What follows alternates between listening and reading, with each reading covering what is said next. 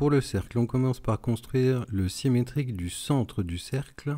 Pour construire le symétrique du centre du cercle, on utilise son équerre pour avoir un segment perpendiculaire à l'axe de symétrie et on reporte la distance entre le centre du cercle et la droite de l'autre côté. Ensuite, on trace un cercle qui a le même rayon que le cercle de départ. Donc ça, c'est pour le symétrique du cercle. Passons à la deuxième figure. Donc la deuxième figure, c'est un quadrilatère. On va prendre chaque sommet et on va tracer le symétrique de chaque sommet par rapport à l'axe de symétrie.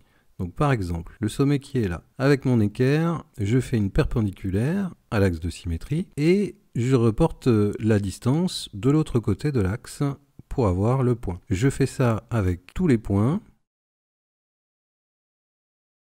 et je n'ai plus qu'à relier les points que je viens de construire entre eux pour obtenir le symétrique de la figure. Pour la dernière figure, on va faire pareil. Voilà, j'efface les traits pour qu'on y voit mieux.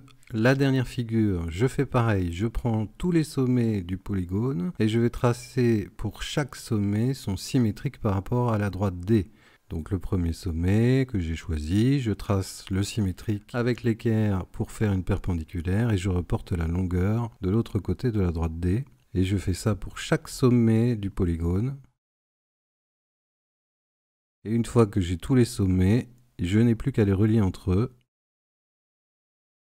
pour obtenir la figure symétrique. Si j'efface tous les traits de construction, à la fin, ça me donne ça.